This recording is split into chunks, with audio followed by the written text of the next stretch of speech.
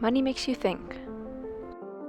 Hi, I'm your host Aditi Anand, a teenager who frankly has a lot of questions about how finance works.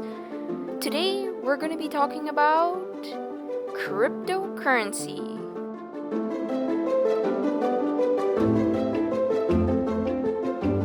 Money. Money's been evolving for hundreds of years now. The first recognized currency was the shekel, created by the Mesopotamians way back around 650 BC. But the concept of money has been around for much longer in the form of bartering. You know how you exchange your AirPods with your younger sister for a few minutes of peace and silence? Anyways, later on they turned into portable and more common units. Granted, they still didn't look much like the money we're familiar with. These were things travelers found in their environments. Traders around the Indian and Pacific Ocean used cowrie shells, while the Romans used leather. We know what happened after that. Money is now everywhere, in the form of gold and other metals, paper, credit cards, and even digital wallets. It just seemed like our concept of money has always been destined to shapeshift into something smaller, lighter, easier to use, and of course, faster at making payments. Bitcoin was brought into this world around 2009. To give you a bit of a backstory, this was the same time that the Great Recession was taking place.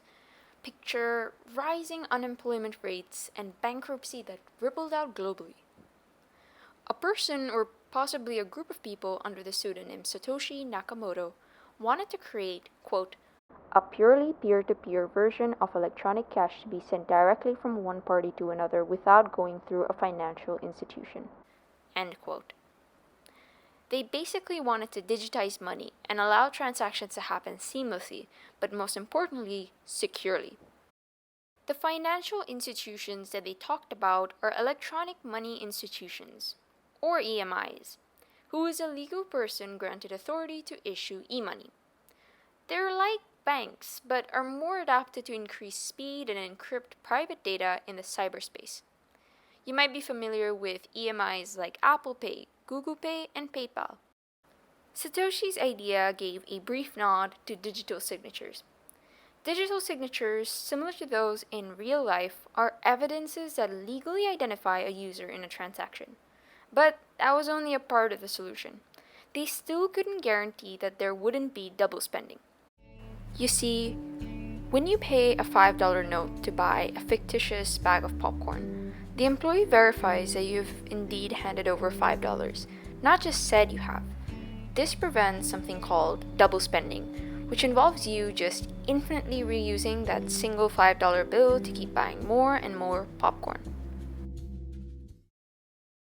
In this scenario, it's still you and that employee being involved. But if you chose to instead pay for that popcorn using e-money, it becomes a little more tricky. Now, this $5 is being transferred as zeros and ones, binary. It's not physical anymore. So the merchant, who's the movie business in this case, has to contact your bank's computer to verify that you have given them money. A database back at the bank gives proof of what e-money you have spent and what's still left. Now, Bitcoin wanted to be e-money, but without the involvement of a third party. So they knew they had to tackle the obvious problem of double spending. But how?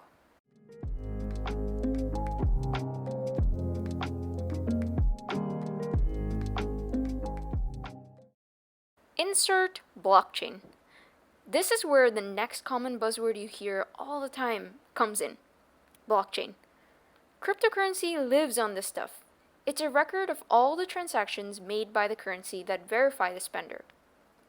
So, yes, computers are still used to store this data, except this time it's not housed at the bank. It's now a network of volunteer computers, making the data that it stores public, unlike a regular financial institution.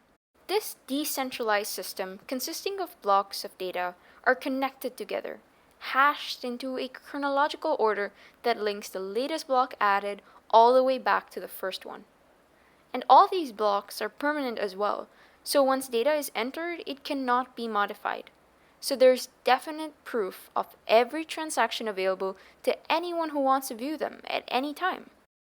Crypto mining, what most of us think is just generating new crypto coins out of thin air, is actually the reward miners get for allowing their computers to process the transactions that fortify the very blockchain.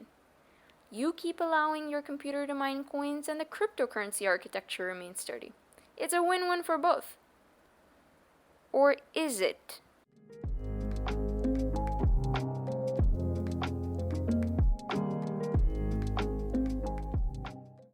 Fast forward to March 2022, and there are about 18,000 different cryptocurrencies, all the different versions of the parent technology used to create Bitcoin. Though investors reap crazy rewards during peak performances, crypto is still an unpredictable asset. At the date of recording, Bitcoin has plummeted in this year alone by $1 trillion. On one hand, skeptics believe that this erratic behavior is blamed on the fact that it isn't regulated, unlike recognized currencies in the world, giving way to massive losses for naive beginners who want to hop onto the bandwagon to just make a quick buck. On the other hand, enthusiasts say that crypto could be the uniting factor among countries, preventing depreciation of a single country's currency, leading to the inflation in most others. Only the demand for cryptocurrency among its users would determine its price. While the story unfortunately ends there for now, I think cryptocurrency is a very cool combination of finance and technology.